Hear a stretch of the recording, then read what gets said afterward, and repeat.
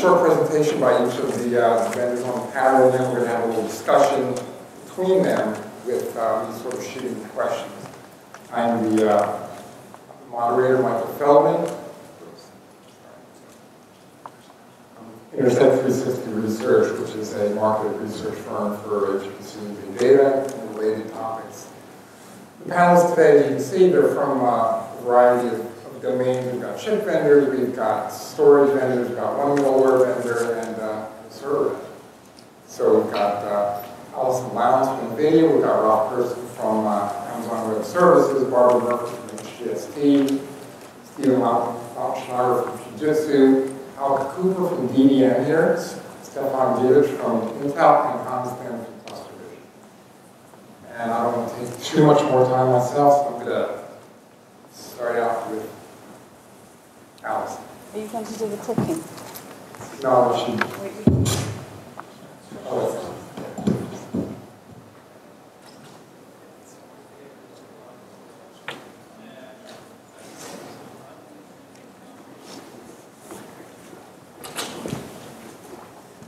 Okay, I have 4 minutes to sell my wares, but what I'm actually going to sell is artificial intelligence.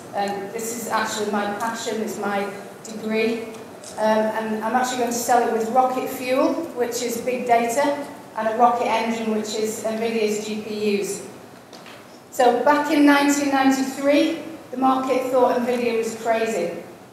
They couldn't figure out why we would think that a glorified typewriter, which is effectively what a computer was back then, would be any use for gaming.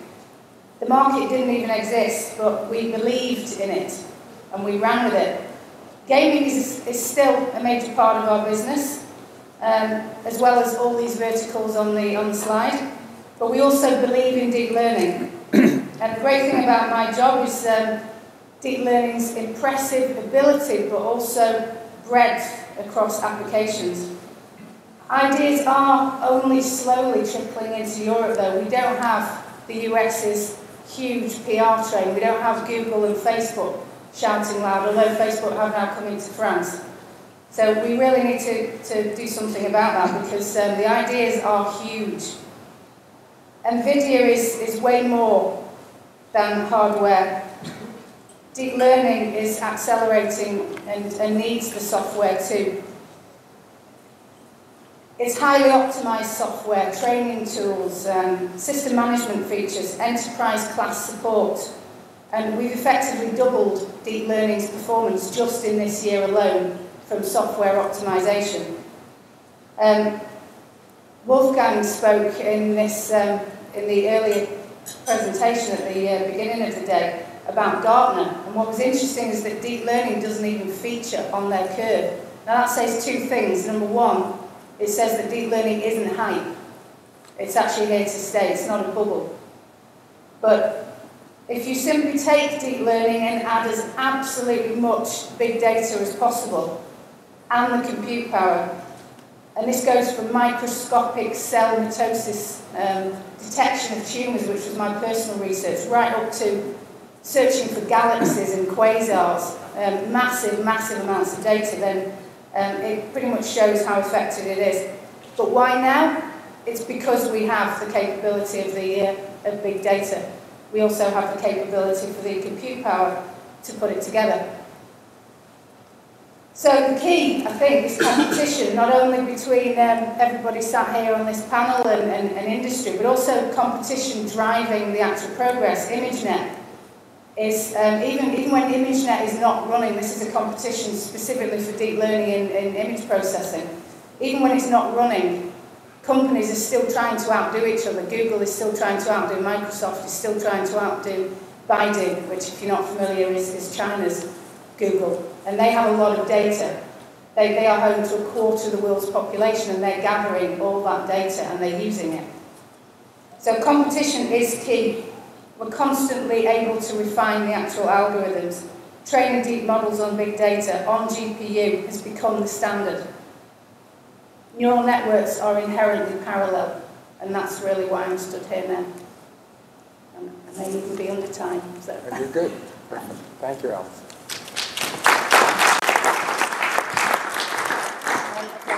click to find out who's next, I suppose. Rolf.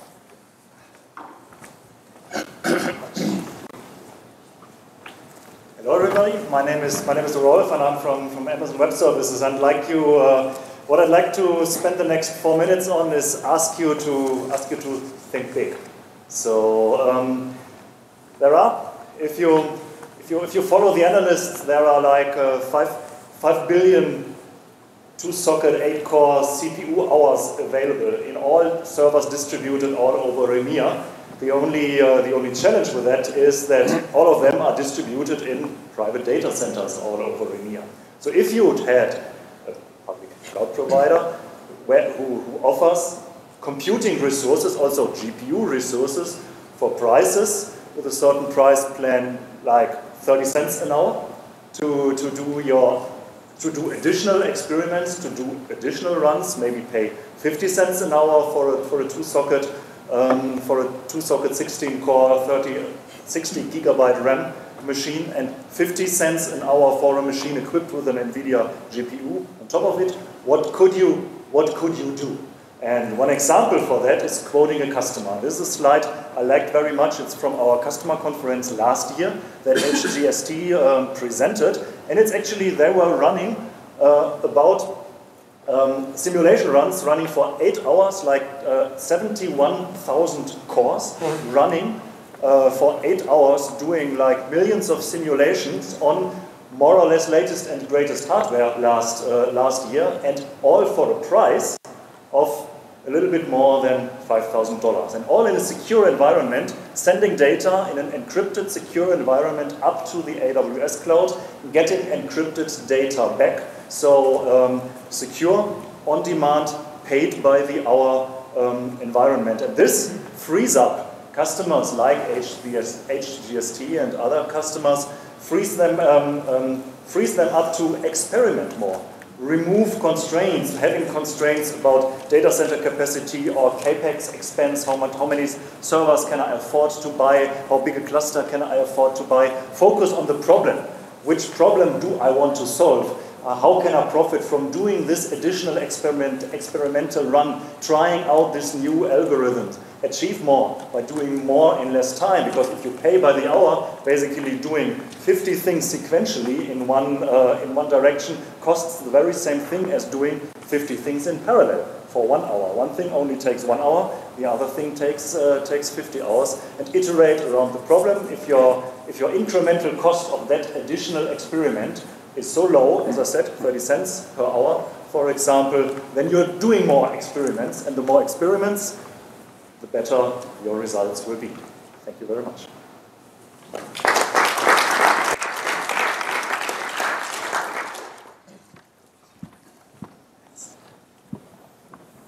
Hi there.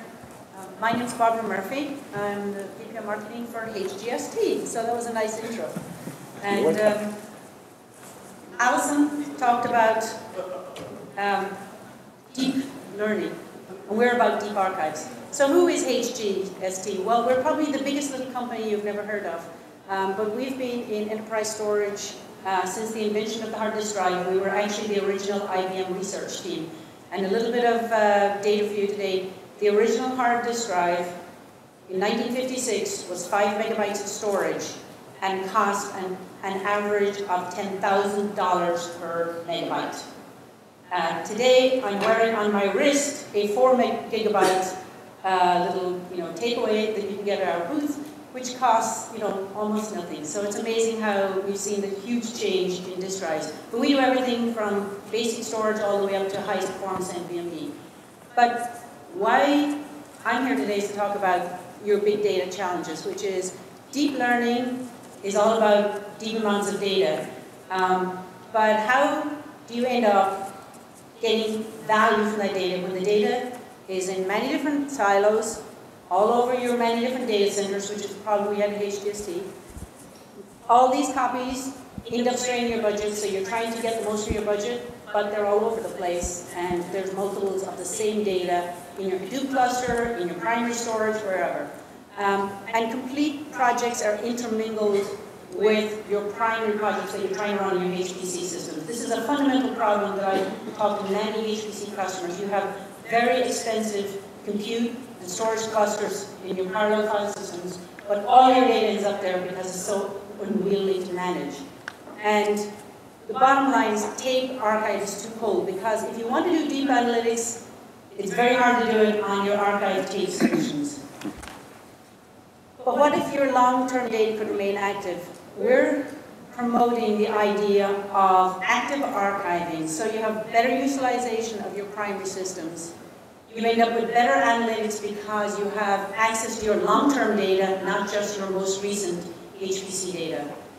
You have better use of your project funds because you're able to use your most expensive equipment for the most immediate projects, and you're able to keep your longer-term things on much more low-cost storage. And you have better access to overall to your repositories. So here's a concept of an effective HPC archive system. Your HPC cluster, doing your deep analytics, your tier 1 data is what you're working on today. Those are the key projects, whether it's your seismic data that you're doing, or some genomic research, or other kinds of HPC research.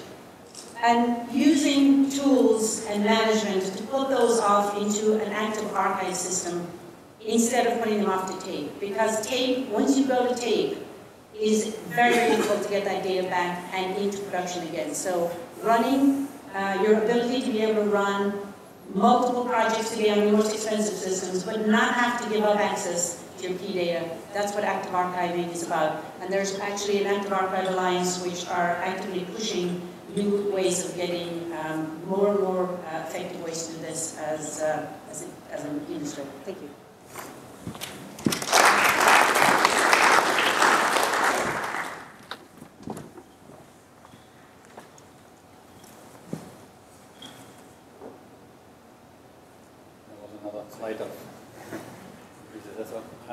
Hello everybody, my name is Stefan Lautenschläger.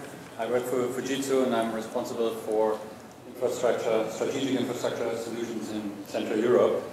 And before I get to some details, I want to share a few perspectives that Fujitsu takes when it comes to the future of ICT.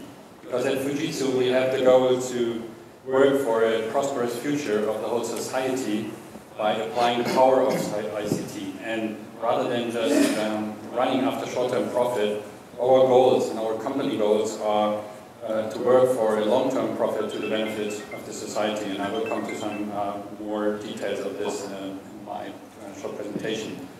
We also have a vision of a hyper-connected world. And that's because by 2030, analysts believe we will have 8.3 billion people living on this earth, which will double the ecological footprint. And that means we will need twice as many resources as before, just in order to keep, to maintain the standard of living that we have today. At the same time, we will see an enormous growth of things, of devices being connected to each other and to the network. And this will deliver a tremendous amount of data available for actually managing this growth challenge. And at Fujitsu, we believe that we are able to bring together these three dimensions and bring together this creative intelligence in order to create actually benefit to the society and create a human-centric intelligent society. We have a vision, and this vision is a world of emerging new opportunities where people, information, things and infrastructure are connected via networks, and this will transform life and work everywhere. These changes will affect all areas of work and private life. They will affect research, life science, they will affect manufacturing, transportation, agriculture, energy, environment, basically everything. And it's not just future, this is as of today. And we see 4 technologies that will have the biggest influence on this. Apologize for that format I read. The first word is HPC, then cloud, big data, and hybrid IT. And that's why this event and events like that are like home turf for actually fulfilling our promise and our vision for this future change. And already nowadays, Fujitsu works and projects that give proof of this vision. And I will share some examples of these projects. One is in Barcelona. In Barcelona, we work with public and private authorities in order to implement a new transportation system to the people in the area in Barcelona and surrounding counties. This will be based on the wide range of data available with the target of enabling faster and more comfortably way of transportation for everybody, no matter whether it's public transportation, car, train transportation, everything. And at the same time reducing the emission of carbon dioxide dramatically. Another example is in Heidelberg, not far from here. We work with researchers in order to identify new therapies for cancer by implementing genomic research, identifying individual genomic disposition of patients, and enabling therapy that has a higher probability of being successful, is less harmful for the patient at the same time.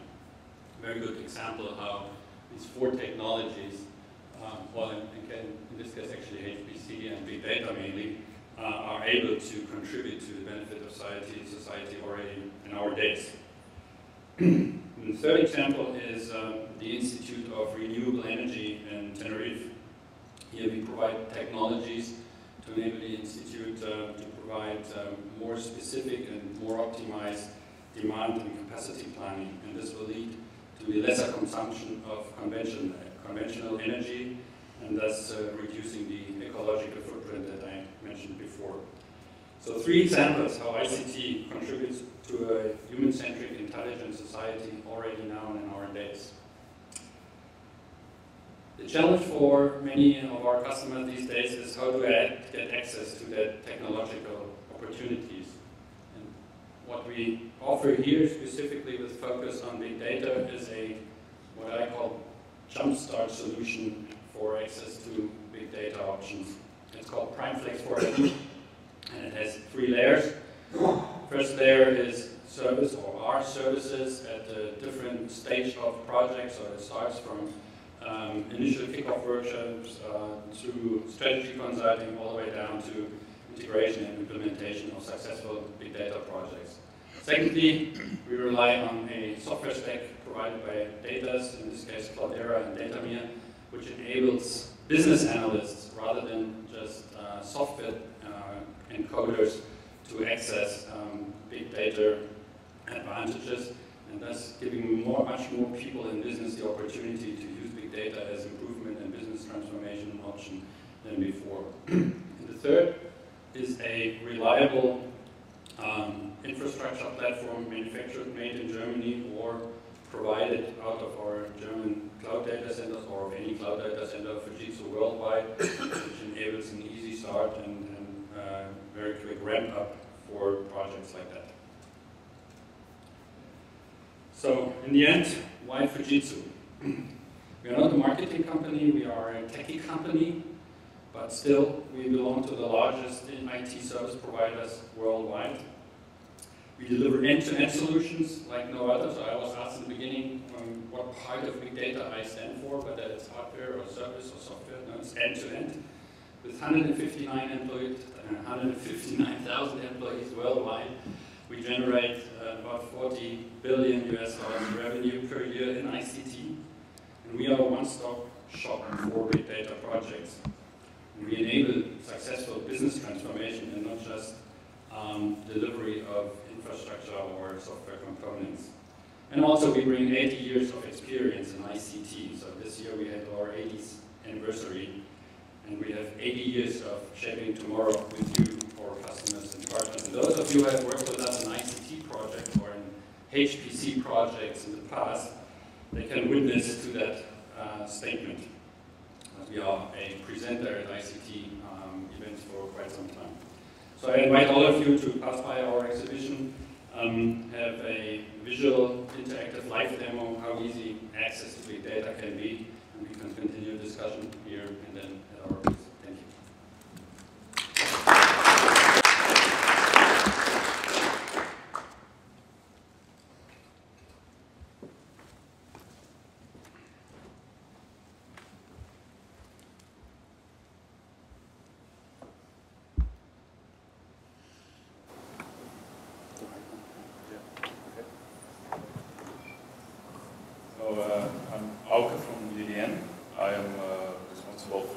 also in Europe. And I want also to talk about end-to-end data management, so I think I'm not telling you anything new, I think it's been told already. I have 4 slides, so being creative in sales, I have 4 slides in 1 slide. Just to give you an overview for people who don't know TDM. We were founded in '98. We are the world's largest private storage company. And why don't you know us that often is that we are working with many partners. You see some of this on stage, some are also on the slide. And some are not even mentioned because I couldn't have everybody on the slide. We are covering worldwide a lot of high-performance storage solutions. So we are 24/7 supporting. And when you're talking about solutions, we are having a large install base in financial service industry, where they are asking us for analytics, because our solutions can do it, as you see in a moment. They're talking about oil and gas, because our solutions are reliable, even when you have to go on a boat, be months on sea. We can provide these kind of solutions, but also the biggest oil and gas companies worldwide, they are using our storage for specific reasons. Another thing is, I heard research in this presentation already. So Siemens, Bain, life science, pharmaceuticals, these are customers who have very specific needs in storage. And this is why we are also seeing more and more coming to us where we are. And manufacturing is also a new vertical where we are seeing more and more traction from our customers. As we are coming from the high end, we always said we were Formula 1 in storage for a very specific niche, which is the next one, top 500 list of supercomputing. Everybody knows it. We are powering about 2/3 of these systems. And this is why the market came to us. So we had solutions which were already from a fairly small niche, but the market was growing and growing, and the demands are getting higher and higher. That's why we're getting more and more requests. But it's very interesting for a sales guy because you have a lot of business cases where you learn about every day from your customers. And last, software as a service, which we also have here. This is covered by some of our customers. So, sorry, but I'm always at the same slide as my colleague, end-to-end data management. What does it mean? We're not in compute. We have partners who can do compute, and they are really very well equipped for this. So, but what customers see more and more is they're going to petaflops. Petaflop is today, exaflop is tomorrow. But what do we do with a supercomputer? We have a supercomputer which is worth millions of dollars, and is still waiting for its I/O data for I/O and workload. So how can you cover this? Well, we have 2 ways to cover this. First of all, we have our SFA, which is in the middle. It's for persistent data, which has been used in the top 500. You can combine SSDs, SAS, and inline SAS drives, so that you can have a very flexible and scalable solution. 10 petabyte and 2 racks is at the moment our sweet spot, which is also very effective in cost operations and when you're buying the system. New is analytics, having high throughputs at a cluster. When you want to have a burst buffer cache, we have IMD. It is that you just can top off your highest load very quickly to a burst buffer cache, and then you can use our other systems which we have today for a more transparent and more balanced way. So we want to make your supercomputer more efficient. We want to have your applications added use case for in the supercomputing environment. If you want to do analytics, please ask us how we can do it.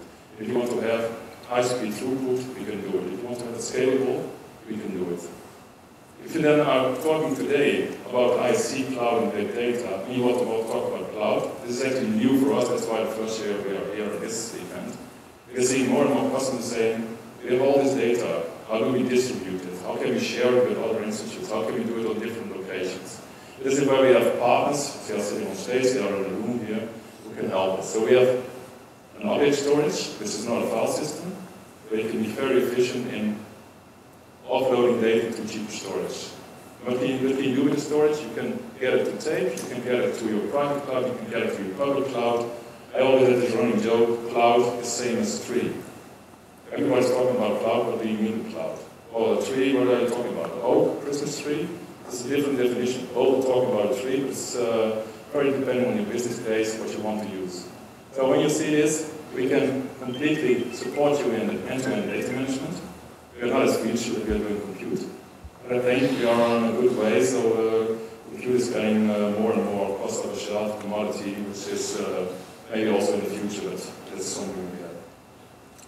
Just to end, we have at our stand, we have several data sheets about collaboration, content distribution, and about our remote storage.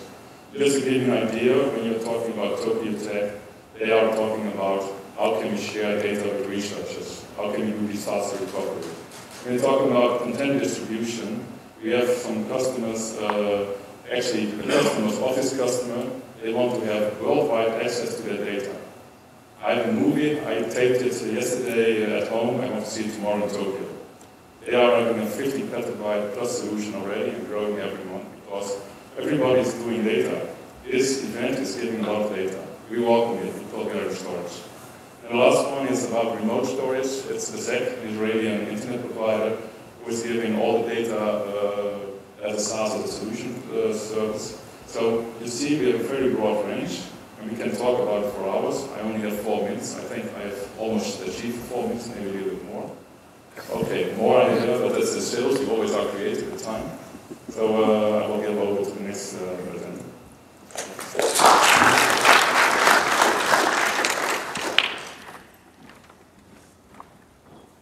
Okay, most of you, I think, saw me this morning already.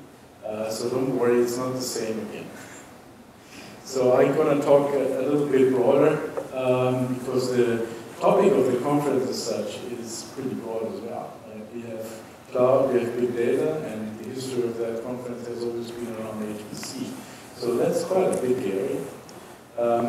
So what I wanted to talk about a little bit is how we drive the digital service economy. Because if you put an umbrella on that, well, everything is going digital these days.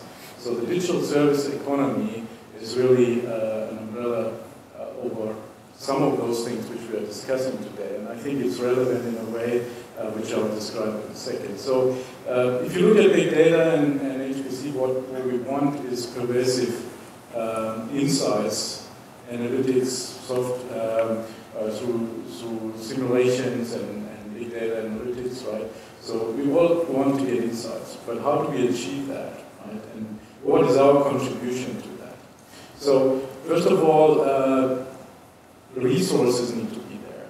So what we are concerned about in several aspects, and I'll have an example coming up in a second, is around resource orchestration. Right? How do we bring the resources to the right places? It has a lot to do with cloud. And I'll have an example to describe what we're doing, not just from a technology perspective, everybody knows we're doing lots of technology around the cloud, but also from an initiative perspective. So that's one thing. The other thing which is below that, actually, to make that possible, to bring resources to the right places, you need to actually have dynamic resource pooling. So software-defined storage, software-defined network, software-defined infrastructure is an umbrella of that. Talked a little bit about this morning. I'll bring up a couple of other aspects of that in a second, what we're doing around it. And last but not least, well, that's the thing where you know us for workload optimized silicon, right? So you know us, the world knows us as the silicon provider, right? Building blocks provider from a processor perspective. We do lots of other things that I've presented on this morning already, but that's the foundation. So if you look into that a little bit more detailed, I said I want to go a little bit beyond just the technology side. And one example, which we announced end of July, actually, is the Cloud for All initiative. So what is this about? We think that cloud technology for private, for public, and for hybrid cloud has a lot more potential, right, than is used for today, right? So the goal of that initiative is really to bring that technology and implementation of that technology to new clouds, right? So smaller cloud providers, private cloud users, hybrid cloud users, right? So that's the goal of this initiative. What are we doing, right? We're investing to create basically easy-to-use environments, right? So it's not so much witchcraft anymore to to create a cloud environment. So that's number one. Number two is we want to optimize for high efficiency.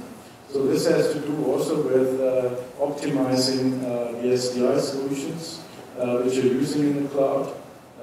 So this is important because if the infrastructure isn't optimized, especially for HPC use of cloud, then people won't like it, right? Because if you need performance, you don't want to lose performance. So across efficiency across workloads, obviously, not just for one workload. Right? And to align the industry, accelerating the cloud deployments. Right? So that's the third thing which we're doing. One example, obviously, we're engaged in standards. OpenStack is a cloud standard as an example for that. We announced with that together with some other companies we're doing an expertise center around OpenStack, innovation center around OpenStack as part of this announcement as well. So this is one example, right, for basically bringing the right resources out there. Promised an example for SDI, so dynamic resource pooling is one of them. So this is probably not news to you, but this is something which is often on slides, but not so often in practical implementations yet. So what we are doing here is obviously with our hardware, with our initiatives like the Intersect scale architecture, we are really trying to bring this to reality. Pooled storage, pooled network, and pooled compute. The intention behind that is clearly if we have that, we're more flexible and we can bring the right resources to the right applications much more easily than it's sometimes done today. So this is one, obviously based on several of the hardware components we're doing as well.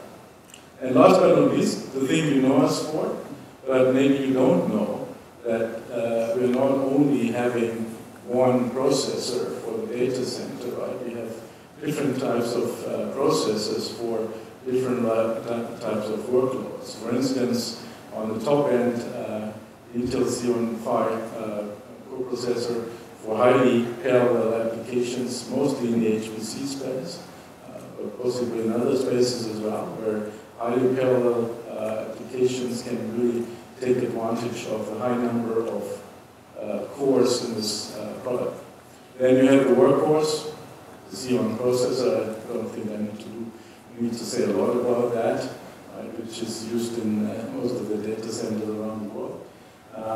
But we also have offerings on the lower end, so the atom architecture in some of our server products. So the philosophy behind that is, I won't go into every detail here, workload optimized silicon as a building block for actually serving up in that way of the layered model for serving the digital service economy. Thanks a lot.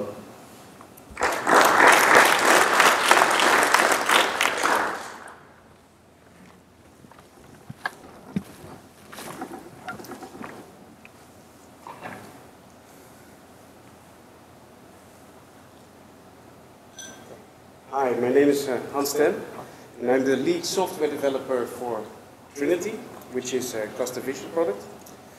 And today I will speak to you about Trinity and why we developed it. But before I do, let me briefly introduce our company to you. Let me briefly introduce ClusterVision to you, which will explain the changes that we've seen in the market over the last few years, and why we started developing Trinity. So, So ClusterVision as a company specializes in developing HPC clusters.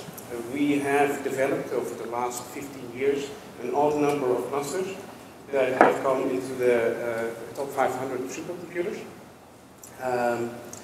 We are a small company and we focus on technology. We are really a technology specialist. When we started developing supercomputers, our traditional end users, they were very specific.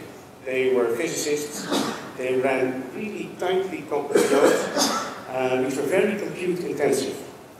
So that's why I have this slide. So we have a code name for that type of users. They are the Martian users. So what are the characteristics of these users? They run very important performance-sensitive jobs. They really need their low latency. So they really need InfiniBand. They really need the GPUs. They know their platform very, very well. They've been working on it for years. They typically develop applications in C and Fortran. They're also very conservative. Many of them run jobs that span several years, and they are modeling the beginning of the universe. And if something goes wrong, that's a real problem to them. So, because of these very strict requirements, they will typically not be able to move their workload like a cloud computing platform like AWS. But over the years, we've seen a new type of customer entering in academia, or a new type of user actually. So these users, they come from different backgrounds. They come from computational linguistics, that's my field, but also from risk analysis, genome sequencing, and they have different requirements. This type of customer, we have codenamed Venusians. What are the characteristics of these customers? Well, they have shorter jobs. They use less computing resources. They sometimes start a job that runs just a few days or a few weeks, and they only need 64 cores. They don't know the HPC platform as well as the traditional HPC users. They develop their applications on laptops. Very often they would really like to use Ubuntu. If given the opportunity, they will run their application in AWS because it gives them a lot of flexibility to customize the environment and to set it up as they want it. So, if you are an IT department in university, what do you need to do to satisfy both types of customers? And we have a code name for the IT department in a university, and to deal with big, rich children, we call them Jovians. So what can you do? You can, for one, you can say to one group, you have to behave like the other. You can tell your Venusians users, well, you have to run on your HPC cluster with the scheduler that we give you. You have to use modules environment. It will not get you happy faces with the Venusians. Or you can tell the Martians, yeah, we're going to set up a cloud platform. You have to run it there. We're going to run OpenStack. You have to run it there. But your physicist will complain, well, I don't have my stuff there. I don't have my torch. The other option is you can simply set up two different clusters. So one specifically targeted for your Venusian users, and one specifically targeted for your Martian users. The big disadvantage there is that you have two clusters to maintain. So that's extra cost, duplicate cost, and you won't be able to move resources from one to the other as appropriate. So, and that is exactly the reason why we started developing Trinity.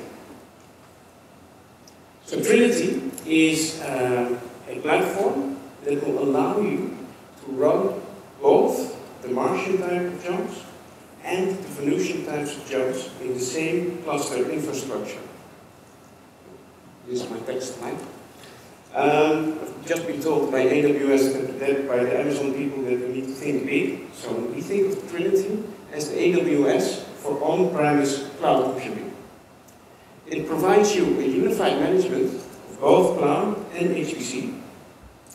And it runs inside an OpenStack dashboard. For the people who don't know OpenStack, OpenStack is the software that Rackspace developed to manage their infrastructure, and they've open sourced it.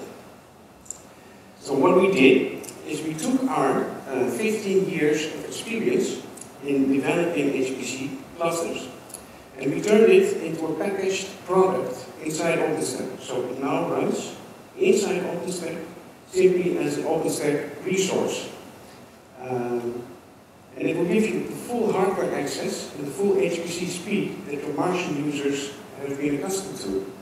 And because it is OpenStack, it gives you all the capacities of a cloud platform, which will suit your Venusian users well. So, one more thing I have to mention, Trinity is open source, so you can visit us at our GitHub and help us develop the code.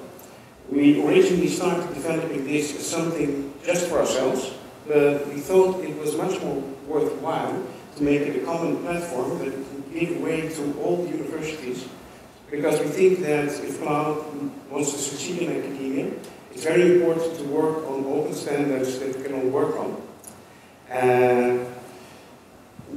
Inside our GitHub repository, you will find the code. Word of warning, we are a small company and we've just started open sourcing Trinity. So you will not find easy install guides yet, so that will come later. All the documentation right now is still targeted at ourselves, and it refers to parts of the infrastructure that we build ourselves. So I hope that you will visit us and meet us in our GitHub repository. Also, we are outside if you want to ask us questions. We have a booth, and I specifically have to mention that if you are technical, then you like to build stuff, then we have a Lego prize that you can win. Meet us and you can ask us questions later. Thank you.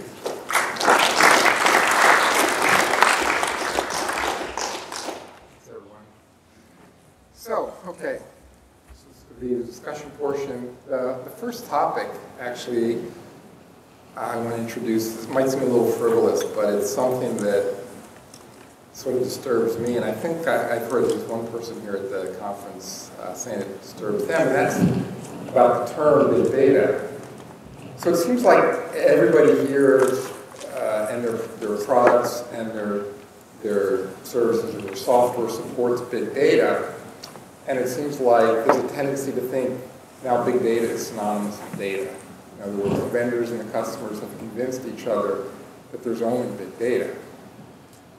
I guess my question is that the reality? Is that, at least in the data center side, I'm not talking about science, but is everything big data now?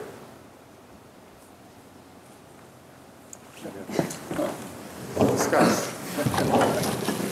So there have been, okay. There have been discussions about a definition of big data around for quite some time, and I believe most of you have heard that 4V definition, value, velocity,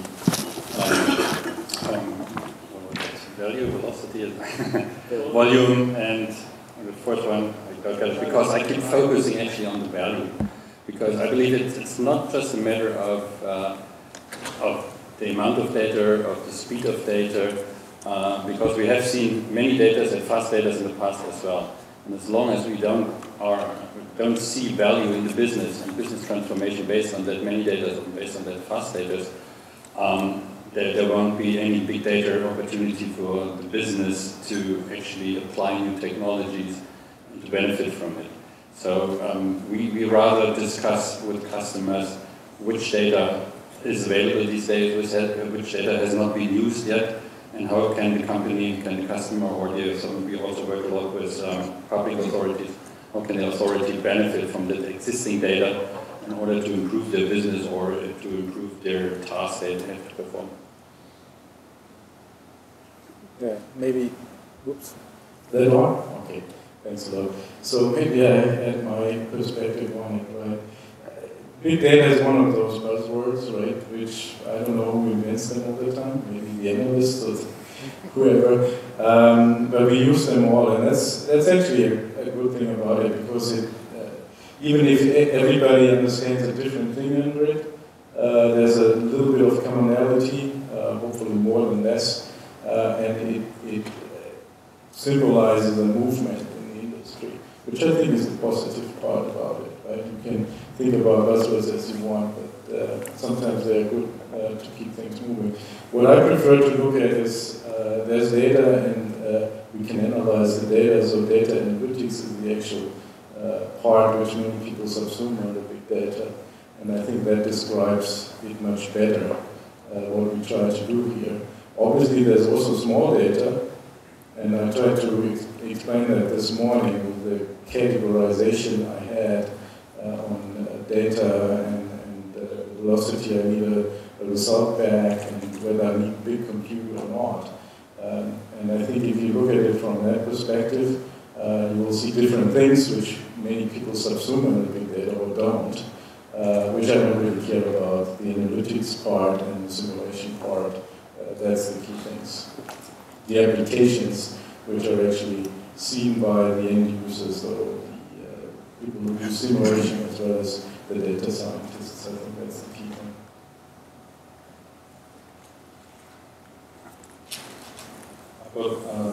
I would like to see from a different angle as a user. When I see how it's influencing my day-to-day life, that others are using big data, I think can do a lot of positive things with it. And sometimes, I see the results for me that they're not always that positive, because when you're going into the internet, using big data, when you once visited one site or whatever, then you're getting a lot of responses which you actually don't want. And also what I see is that big data has already been used by market segmentation. You are going from Germany to one site, the hotel room is about 20% more expensive as when you are using it from another country. Or when you're using an Apple, they are used to having higher price levels as others. So this big data is used in a positive way, but it's also something I think we have to be sensitive about. Because big data is not only a blessing, it's also a risk that people will become more and more transparent and users. And of course, we have, as sellers, we also have to be responsible that we are giving a 360-degree view on this and how it's benefiting in a positive way, and not only having it for making money. I would agree with basically all the definitions mentioned so far. It's about the results. It's about actionable results. The input data could be big, could be huge, and we have all a responsibility to keep that input data safe as well and process it in safe environments. But getting actionable things is like a social media analysis, for example. I don't know who of you in the audience have been in our workshop, for example, yesterday, like monitoring Twitter tweets to find out which of those are actionable in a way that a response would be appreciated by maybe somebody here at the conference wrote a tweet that the coffee was cold.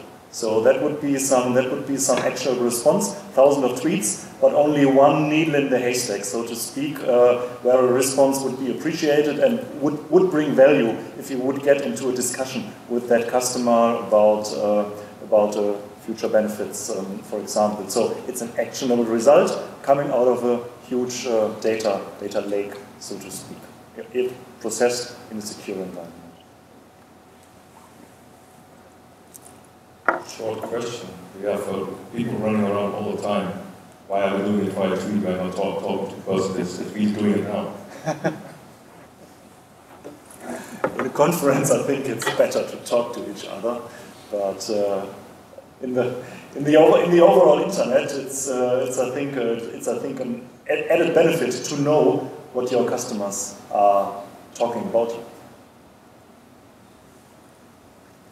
Yeah, I mean, that really says it all, because you can argue about social media and privacy and things like that, but at the end of the day, the only reason we have big data is because people are sharing, and it's social media it's a double-edged sword, but it's driven the sharing culture that enables us to get this kind of information, and from that we now have things like Internet of Things, which possibly isn't quite here yet. We don't have toasters wired in, we don't have that kind of ridiculous sharing, but it is what's driving the science. That without the data, without, if you have telescopes, that's one thing. You don't have a privacy issue with things like that. You're looking into the universe.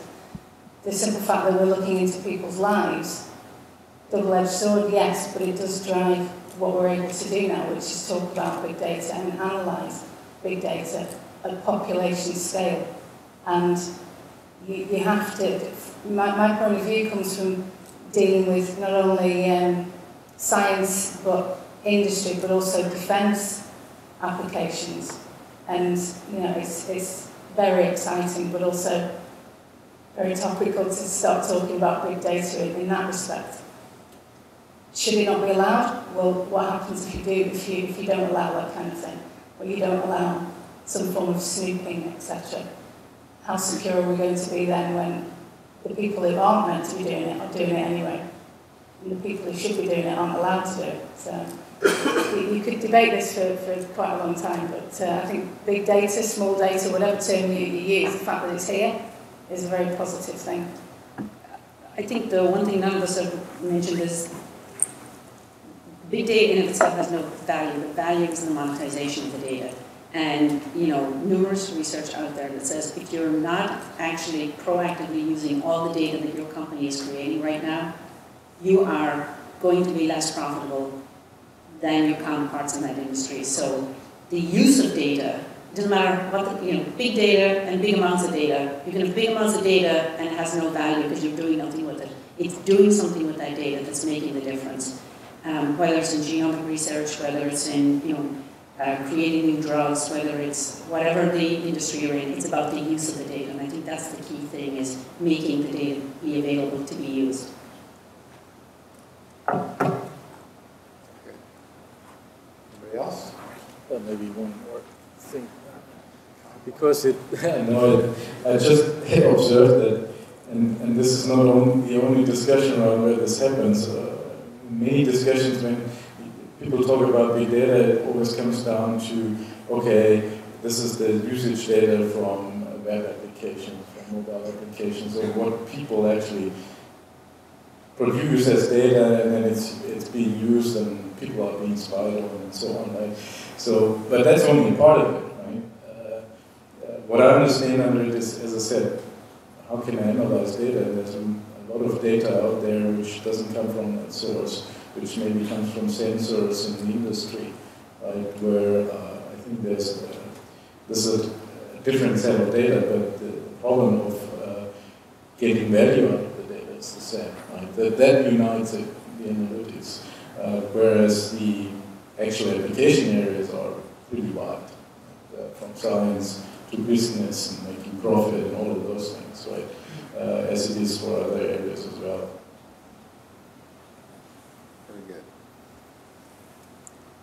It's been mentioned already that big data is a double-edged sword. To drive it home a bit, I'd like to tell something of an anecdote. A friend of mine was diagnosed with a brain tumor and spoke about it in Google Chat. And afterwards, she got advertisements for life insurance policies. On the one hand, that's really targeted and focused, but it's also, it feels invasive to privacy. I don't know what will happen or how it will end, but indeed, it is a double-edged sword.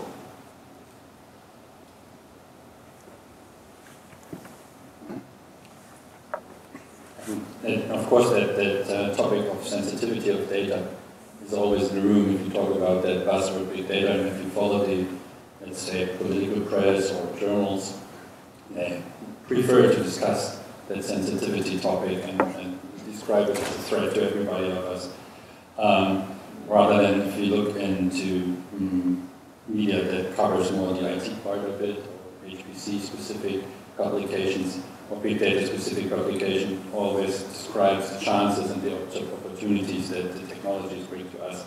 And also there have been around discussions whether we should call it smart data, and combining that positive aspect and value that it may give in a more positive word than just the more or less neutral or sometimes even bad word big data, depending on who's using it. And sensitivity certainly is a very important thing also in cloud, because the adoption of cloud is different in different parts of the world, depending on how scared or sensitive people are about their personal data. I think if we manage that the individuals remain being able to decide upon usage of their personal data if they want so, then we have a good chance to actually enable authorities, institutions, companies to benefit from the advantages while still maintaining the protection of sensitive data. I personally believe that it's more about teaching people and maybe teaching pupils in school what is the individual responsibility about their sensitive data and how many data do I provide to internet companies when they do certain things. I think it's more a question, the sensitivity topic is more a topic of knowledge and of education rather than of technological opportunities. All right, let's move on to the second topic. There's been some discussion here in various sessions about sort of convergence of HPC type of infrastructure with non-HPC type of infrastructure. In other words, like Hadoop clusters and more traditional HPC clusters. Some people think there's going to be something, there's going to be some superset of that that's going to emerge, that's going to serve both areas in big data and cloud. Do you guys see the trends in big data and cloud computing driving convergence, or do you see it driving diversity in infrastructure and hardware componentry? In other words, at your company, do you have two different tracks for these things, or more than two tracks, or are you seeing these things converge together? Definite divergence, but then that's human nature, right? Give us something and we want to shape it how we want it, and this is what industry has to do. They have to account for everybody, and by everybody I'm talking about the different types of humans, the ones that are defending us, the ones that are doing our research for us, the ones that are providing financial support to us. You have to take into account everybody's needs. We've already heard from a number of the banks today about no to public clouds. You know, absolutely not. We can't, I believe the word was tolerate things like that. And you can understand that, you know, defence as well. They have to stay behind closed doors, otherwise they can't do their job. You can argue for and against on that, it's a debate in itself.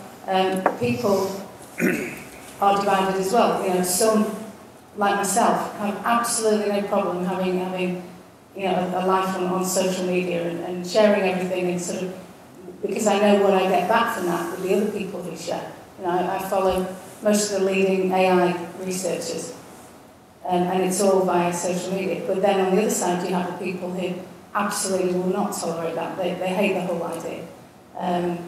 You know, and I'm not talking about putting breakfast on Instagram here. I'm talking about sharing what you're doing and the knowledge that you're creating.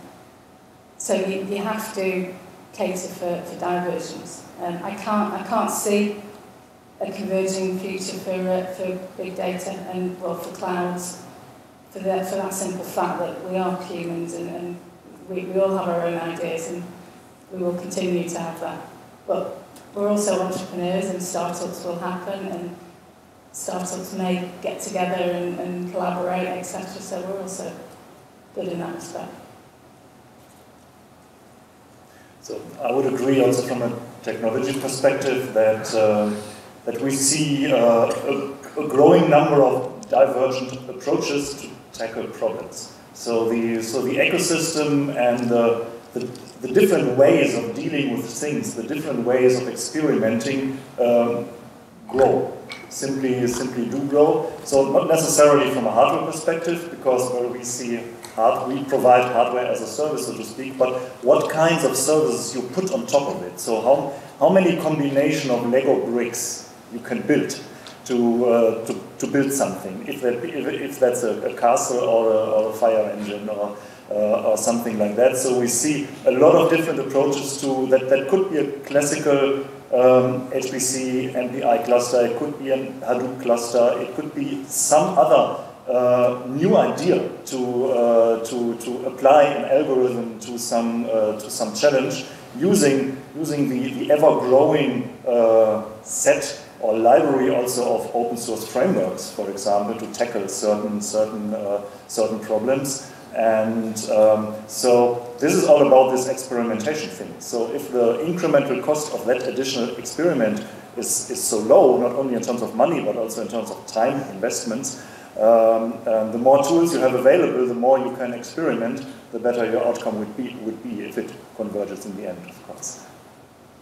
So I think just getting to your part of the question, which is we're all infrastructure players here on the table, and I think it's incumbent on us to make sure that people will use, ideally they use the easiest or lowest cost platform available to them that day to do what they're trying to do. So we can fully expect that there's not going to be one great big kind of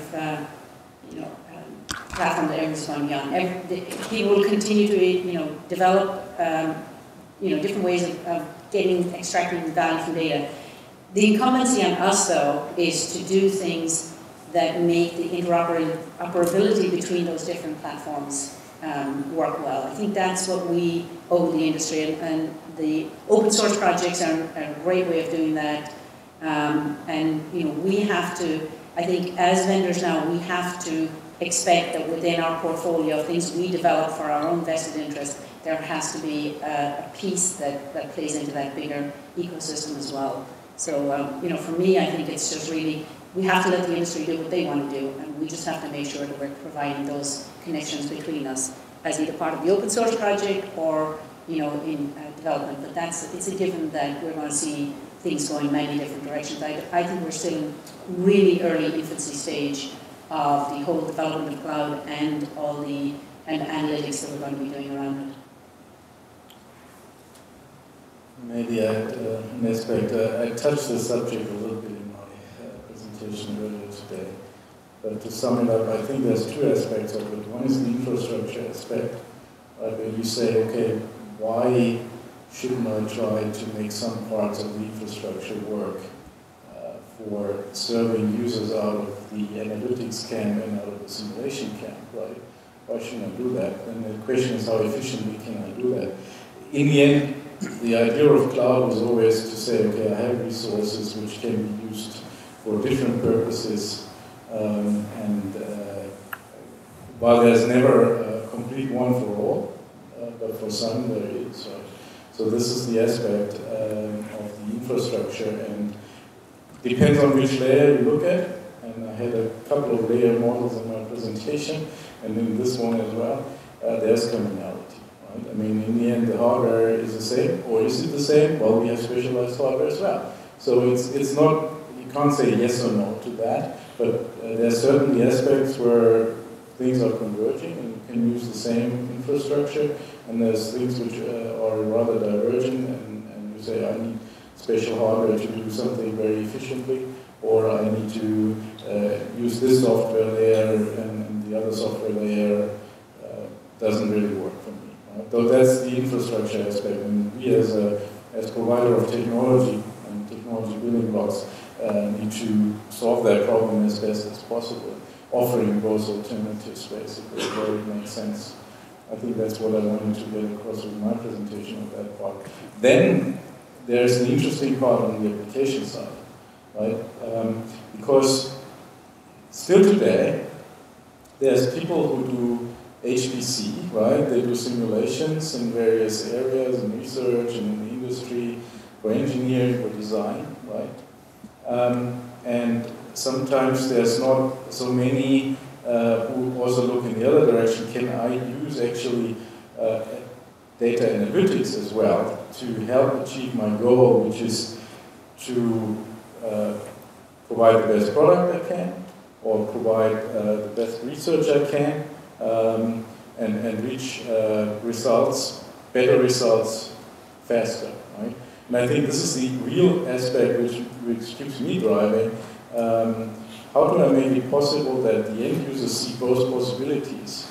They can actually simulate things on one side, and then they can use actual data they have from sensors or from users or wherever the research is on, and combine the results intelligently so that they find the way for better product, for better research in every aspect earlier than they would otherwise, and have the quality and the velocity is better.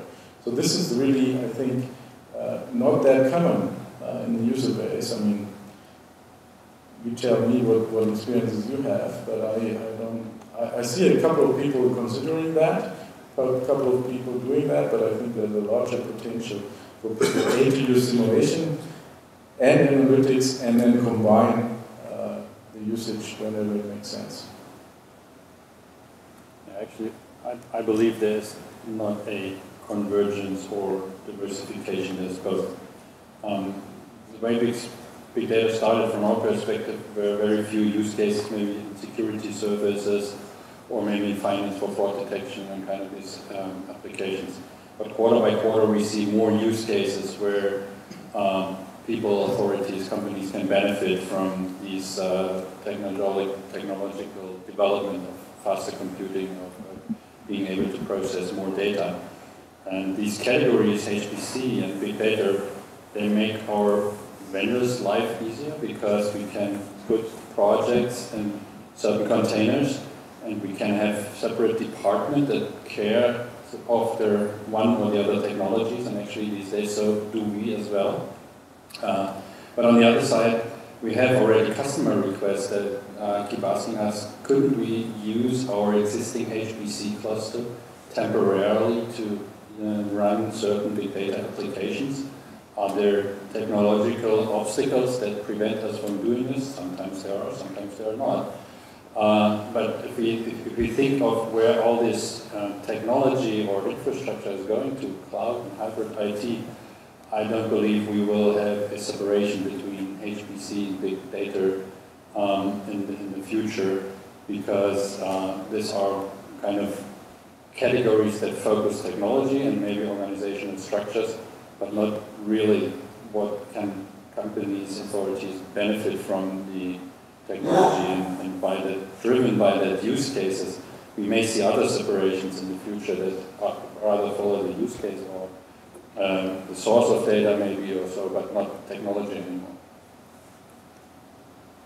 I would like to add a bit to what you just said, that convergence and divergence, they happen at the same time, and you should see them as opposing forces, which occur at the same time. And I think that divergence is actually the force that's driven by the innovation. As soon as you see somewhere some innovation going on, then you will see some diversification and divergence between the old technology and new technology. And it's only as soon as the technology matures that it becomes integrated and it converges back with the old technology. And that is what we are seeing now. So big data was something new. We saw that it became separate islands, same as virtualization and cloud computing itself. That was something new, and it diversified the landscape. And now we are slowly seeing that cloud computing is converging back with our general IT, with our HPC, and all the things that we know. I think obviously there's always an exception as well, and that exception would be disruptive tech, and also the kind of tech that nobody even saw coming. You know, for example, the internet. You know, Tim Berners-Lee sat there in CERN and came up with this thing, the World Wide Web, and nobody had a clue. There wasn't. You know, I talked earlier about markets and not even knowing that they exist. And if data and the cloud and all these technologies that we all work together are specifically for value and do what the user says, we also have to take into account that the really massive disruptive tech, if you want to say, was not intended for any one particular use. Somebody just came up with the idea and we ran with it, and then we all fitted into that. The internet, you know, if you want to then take an application within the internet, Facebook, I mean, who saw that kind of success? The longer time I spend in AI, the most surprising thing I find is how effective sort of humanity level tech is. You know, things like Facebook, the fact that people want to share and put that human side in. That's the kind of market that nobody ever even saw coming. So I think that has to come into play at some point as well. And with big data and cloud, there are going to be use cases that we've not even figured out yet. And maybe it'll be a startup company that disrupts everything that we do, that shakes up the world again. But you know, look out, because I think there's quite a lot coming. I think I can agree on most of what is said here, but when I'm on the customer side, I always get one basic question. I have a certain workflow, and they don't care about conversion, diversion, whatever. Just saying, I have this workflow, this is my problem, how can I solve it? When you're talking about it, it can be that you have some instruments who are giving objects to storage. They have to be analyzed, they have to be distributed again.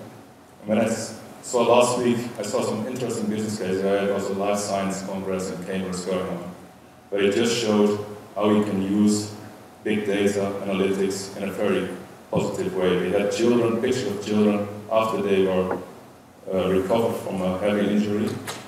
It started all with some genome, which was where you see had some deficiencies on. They had a cure for it, and they solved it much faster by collaborating with other institutes who had the experience, sharing this data. I mean, you can see at the end of the presentation the children playing in the playground, and I think that's what we get up for every day. That's what you really are working on in research, which is positive. And when you then see the last slide, and it's, okay, people are asking to get this genome data in their personal possession. The question was, if you find out something which is also in this report, which might affect your future diseases or whatever, would you like to know? Most said yes. But then it's also, when you know this, the next question is, insurance companies, life insurance, I heard this example before, they just say, okay, if you have this information, you want to use it. Is it legally allowed to use it? Maybe not. Is it something they will use it for your children? Probably will do. So there is, I think, a very broad thing about just talking about how's the workflow and what are the impacts in real life. And I think that's much more important as all the hardware we are talking about, because that's what the people are asking us for, not about who has the best hardware, who is 10 cents lower in price per terabyte or whatever. I think they're really talking about, I have a workflow, I have a business case, how can I solve it better, and how can I do it faster to help the community. All right, I'd like to get in one more discussion point. We've got about 15 minutes left in the discussion. This one's a little more general. It doesn't have to apply necessarily to big data or cloud computing strategies, but you know, we've got a lot of companies here from different segments.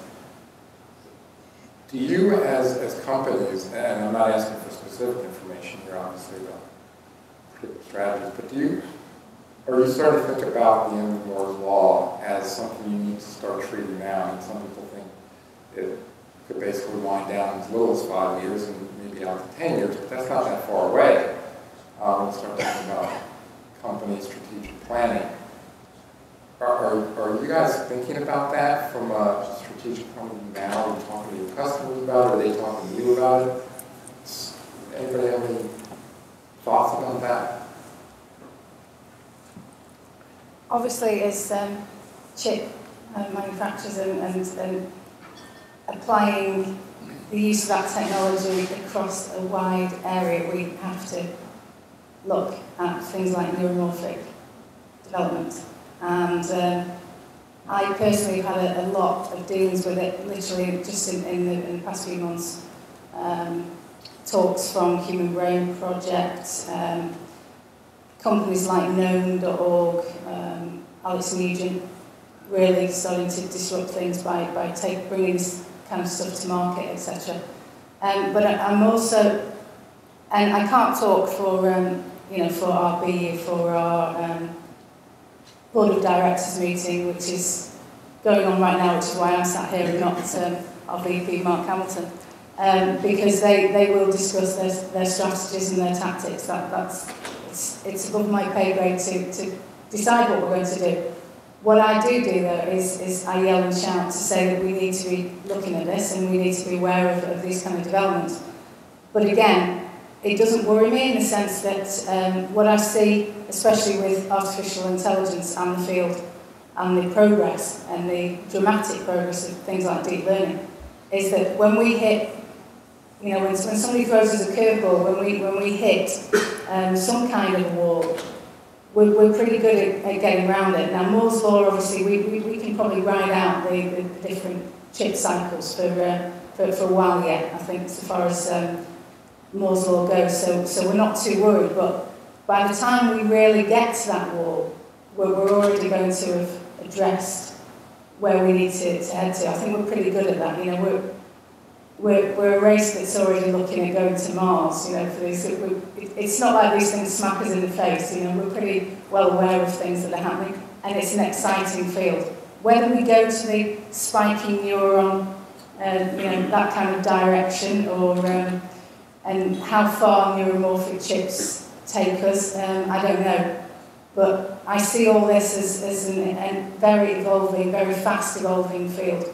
Evolving a lot quicker than humans did, and so we'll see, but it's definitely going to be an interesting ride. Okay, obviously, we are not a chip manufacturer in that size anymore. We have been in the past, but mostly we leave that discussion to chip manufacturing partners like Intele and NVIDIA. In the discussions that we have with customers, the technological innovation is rather driven by new applications or new use cases, as I mentioned before.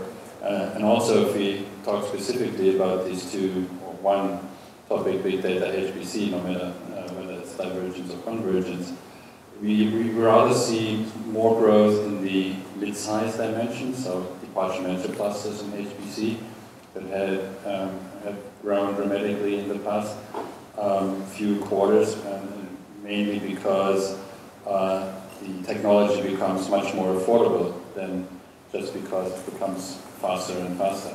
So yes, of course, it will affect the super large HPC clusters, like top 10 or so maybe, and we will see some limitation there sometime.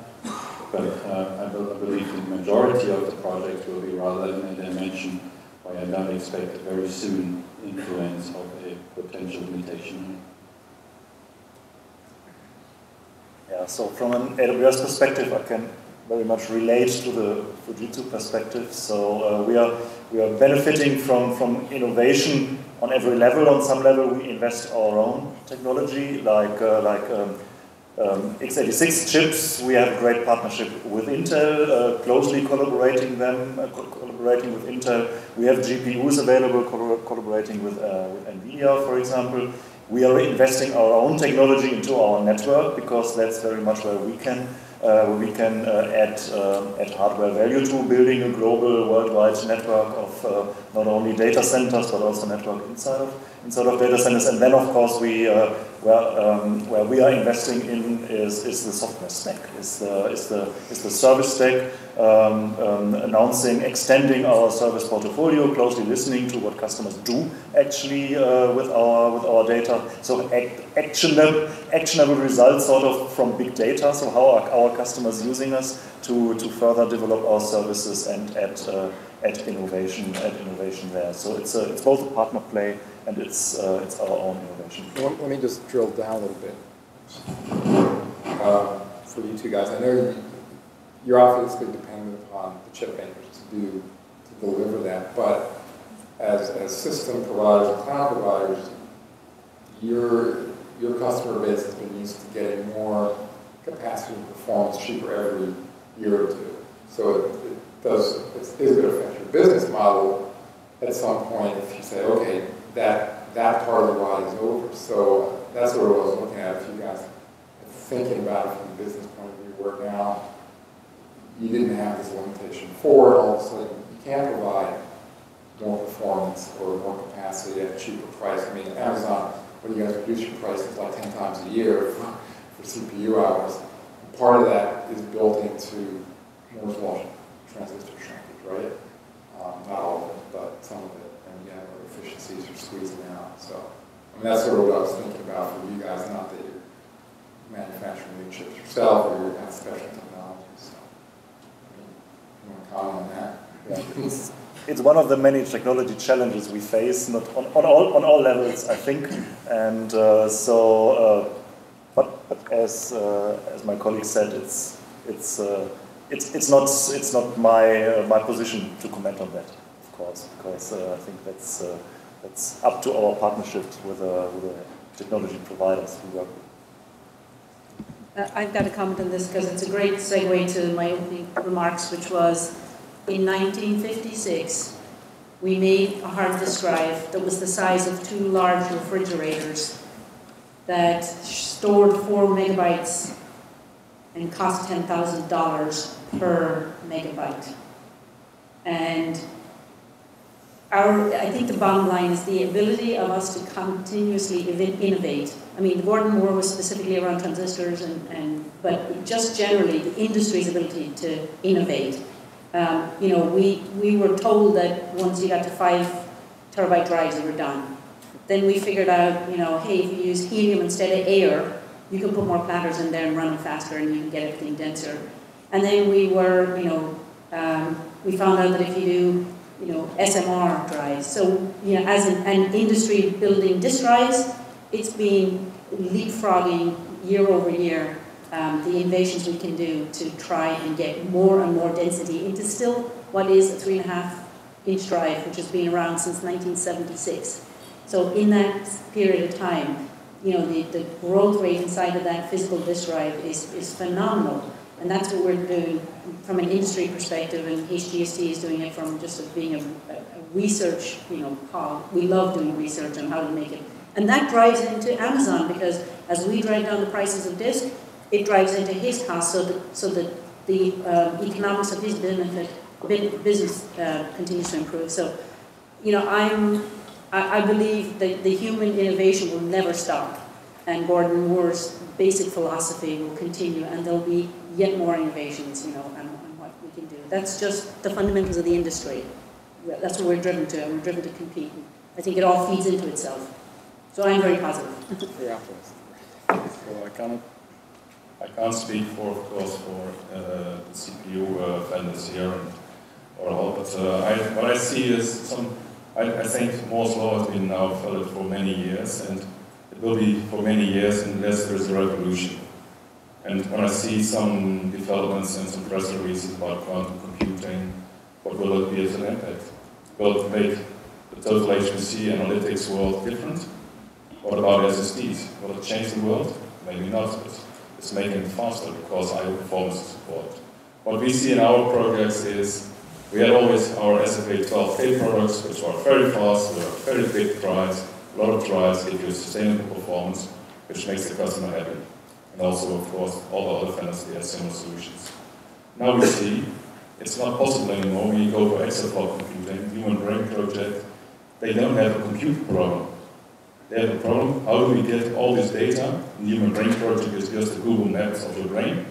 How do you get all the data from your supercomputer as fast that you still have an investment in your supercomputer which is worth it? So that's why we got a request, how can you make a burst buffer cache ready in real time to up speed your applications, to get everything in such a way that you don't have to buy large investments in sustainable performance, but just get the tops off. We have, the product will be GA somewhere, I think, end of this year. But we already have so many test cases where we have applications running in oil and gas, in life science, also in banking, where they are using this. And they have speed-ups which are way beyond Moore's law, depending on the business cases. And I'm not saying that everything is a perfect fit, but what I see is, I think that the things coming up and the questions research and the industry are asking us, all of us, we need a revolution to cope with this, and just going on along. It's good for our hardware vendors, but I think the one who makes the difference is who is best in getting these requirements and this challenges from the customer cope to it as the first, and also in the most stable way. Just a couple minutes left, so. Yeah, I will be brief. Be brief on how to solve the Moore's Law problem.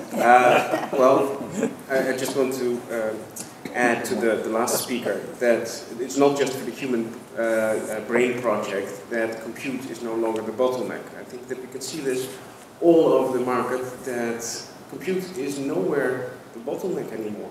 So computers are just waiting idle to do some disk I/O.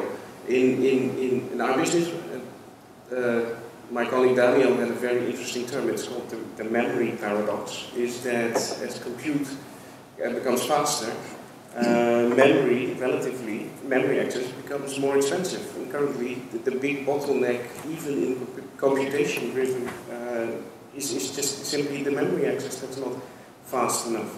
So even if we hit Moore's Law, there are plenty of other challenges that we can solve first and still improve.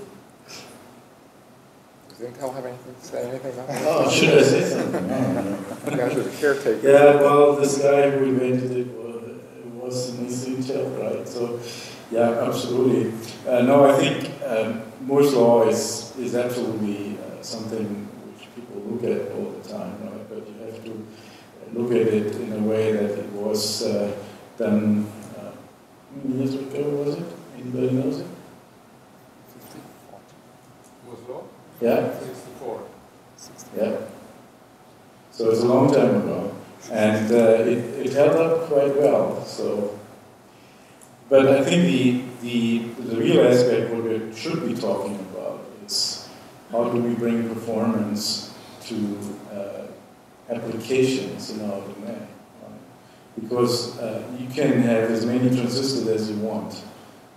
That will not do anything good unless you do it right and you have the right architecture behind it. Yes, you need the transistor, that's one element, right? And we have Moore's Law, and it's going on, right? But on the other hand, it is what do you do with those transistors, right? How much energy those transistors need to start at the very basic thing. So that's number one. Then, how do you make those architectures really work with applications people can program, right? How deep level people program to really use those processors, right, which we build with those transistors. That's the other aspect, and there's lots of things to do because what we use to get performance up is parallelism on many, many levels, and that always gets me excited because if you look around in HPC land and other application areas, there's lots of things to do. I'm personally very involved in that one. We're running parallel computing centers all over the world, lots of them in Europe, just to achieve that. Right? So that's the aspect. And then if you go back to hardware, you said it as well. There's other things. I was talking about that before. Memory, right? Size of memory, the latency, how much energy do you need for it, what kind of hierarchy of memory are you using. So there's lots of aspects. But the real thing which people are interested in, should be interested in, is application performance. Right? So whenever we look at benchmarks, that should be our guiding light. Right? Is that really something on application performance? The other aspects you can measure as well, and as people who provide the technology, we do measure them to have a judgment on a certain level of the technology. But in the end, it has to be useful for applications, and that's what we need to achieve. Very good. Well, thanks everyone. That was a very interesting discussion. You guys did a nice job, and thanks again for everybody at Big Hand for